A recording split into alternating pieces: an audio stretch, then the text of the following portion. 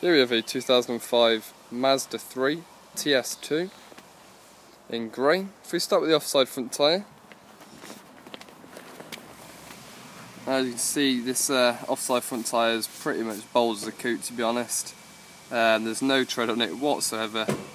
You can see that's way past the legal limits. This tyre will definitely need changing. Looking at the front alloy, you've got quite a bit of heavy curbing going on that side. But other than that, it doesn't appear to be any more signs of any curbing. You got a few light scratches on it, but taking a look down the off side of the vehicle, no signs of any major dents at all. I've got a couple of dinks. A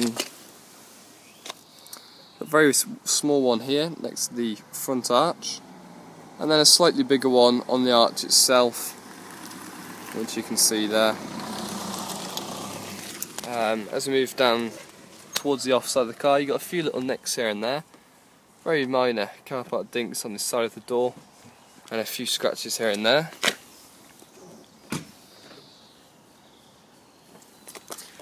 We've also got a couple more car part dinks. You've got some very light ones. You've got a light one there, and then again a very light one just on the driver's door edge. They are very small, but again they are there. It's just to be noted. And again a few little scratches and car part dinks on the rear passenger door. Taking a look at the offside rear, much better tread wise. You got a good 4.5 to 5 mm of tread there. Looking at the rear alloy, some very light curbing all around the wheel, slightly heavy one there. But again, just a few marks on the wheel, a few disfigurements where the paint work. You can see it's peeling off there. Then moving on to the back of the car.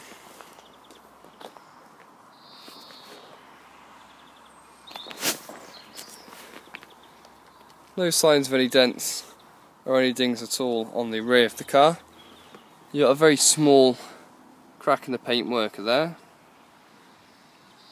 and then just a couple of light scratches here and there. And you've got some cracks, very small cracks or splits in the paintwork there. And you've got a good crack in the bumper here, with a couple of marks around it as well, and some light scratches along the boot lid itself.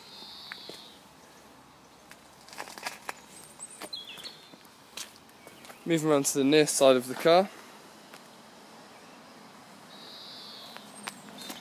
Looking at the near side rear tyre, again, good amount of tread, I'd say around 4.5 mm. Look at the rear alloy on the near side, again we've got some paint disfigurement there, it's bubbling. No signs of any curbing at all though.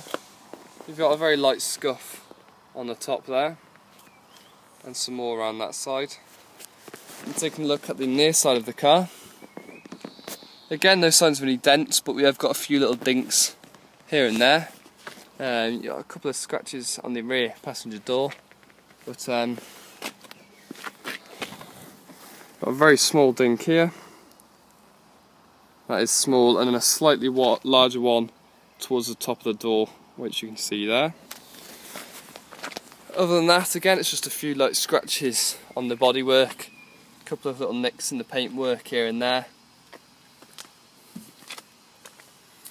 But other than that, it seems to be okay. Look at the near side front, again you can see completely flat almost. So this tyre will definitely need changing as well, way past the legal limit. Looking at that front alloy, again we've got some curbing all the way around the alloy. You've got some quite heavy ones as well, so this alloy will definitely need a refurb. Moving on to the front, this is where the cars have most of the damage, to be honest. It's had a good scuff here. Just took the paint off there. You've got some scuffs just below it as well. As we move around to the front, you can see here it's took a large amount of the paintwork off, so that will require some touch-ins. And a couple of stone chips on the bonnet. You've got a good crack in the cover here, and then the light's also smashed as well, so that will need replacing. But other than that, it's just quite a few stone chips around the lower bumper. We'll take a look inside.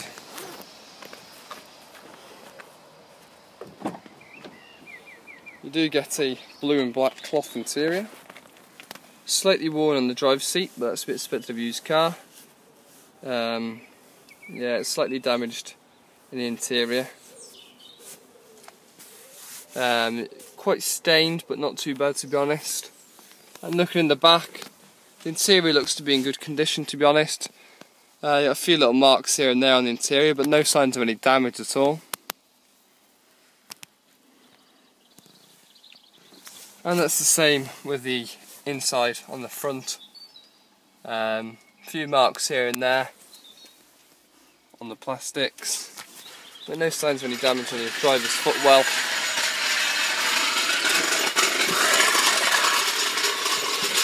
Just step inside, I can show you the mileage. You do get 2 sets of keys with the car.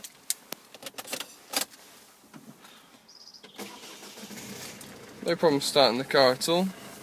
The car has done a few miles, as you can see, 104,444. The multifunction steering wheel there. Looking at the controls, pretty simple. You got CD radio. Everything functions exactly how it should. You got your heating and your air conditioning. Like I said, it all works well. Manual transmission. Take a look at the documents. The car's had 4 previous owners. It does come with the MOT certificate, which ends March 3rd, 2014. So the MOT has got plenty left. We don't have to worry about that. And then looking at the service history, we do have full partially franchise. Feel free to pause at any time to have a better look. Your first one there at 10,356. Your second one at 23,693 or 83. 39,283, and then your last one there at 53,280. Oh, sorry, no. 67,572, 86,401, and your last service, this is your last one here at 92,650.